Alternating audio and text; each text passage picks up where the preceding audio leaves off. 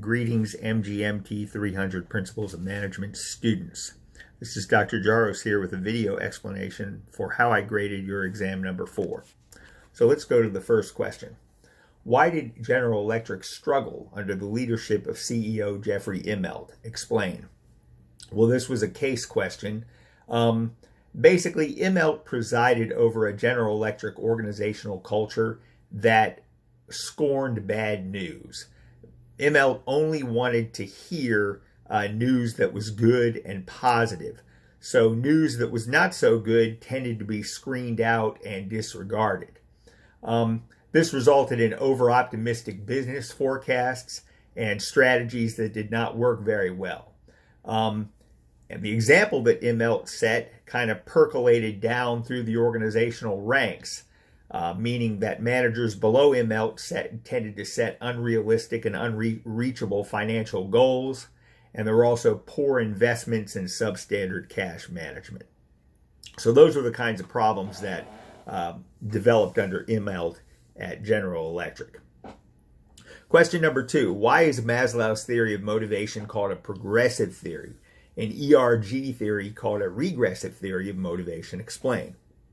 Well, Maslow's theory is called a progressive theory because the needs that we apparently are motivated by are organized hierarchically. Physiological needs are at the bottom, then safety needs, then social needs, then ego needs, then self-actualization needs.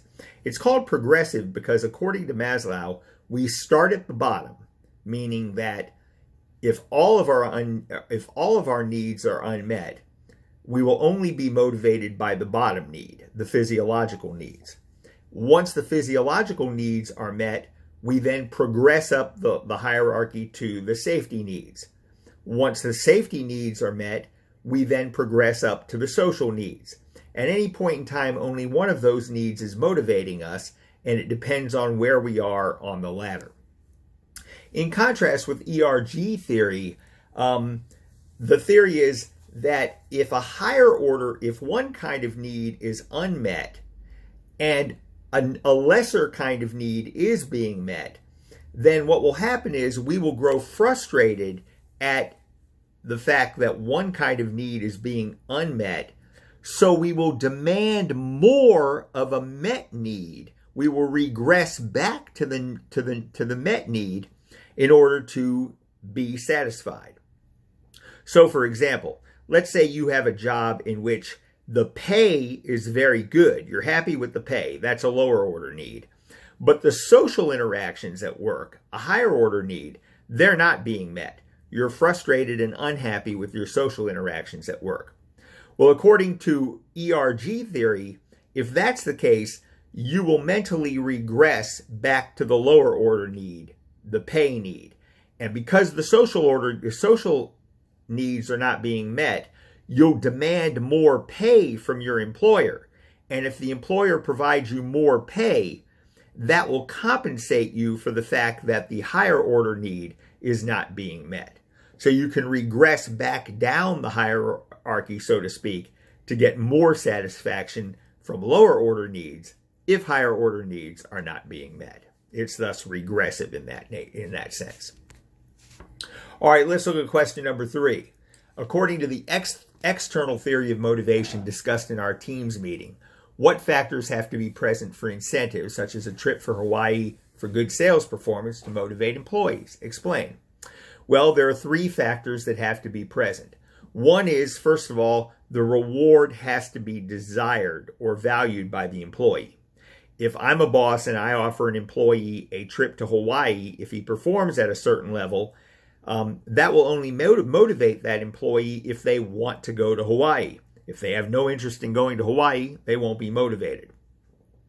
Second, I have to establish in the employee's mind that there is a linkage between the valued reward, the trip to Hawaii, and performance, meaning I have to make it clear to the employee that they can trust me.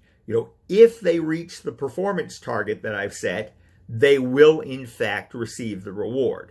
If there's no trust there, if the employee does not believe that I will follow through on my promise to give them the trip to Hawaii, even if they hit the performance target, then they will not be motivated. And last but not least, number 3, the employee has to believe that they are capable of reaching the performance target. Meaning, I may trust that the organization will give me a reward if I hit the performance target. I may want the reward, but if I don't believe that I'm good enough, skilled enough to reach the performance target, then I will not be motivated. So all 3 of those factors have to be present. Last but not least, according to Fiedler's theory, what 3 situational factors influence a style of leadership, task-oriented or relationship-oriented, will work best? Describe them. Well, Fiedler talks about 3 situational factors. Leader-member relations is number 1, and that refers to the degree of trust and confidence and respect, mutual respect, that exists between the leaders and the subordinates. Task structure is number 2. Task structure refers to the degree to which it is easy for management to measure objectively how well an employee is performing their job.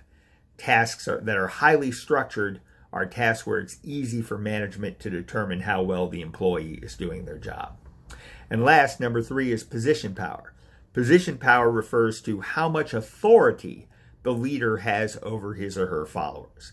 For example, if you're my leader and I'm your follower and you have the power to fire me if I don't do a good job, then that means you have a lot of position power.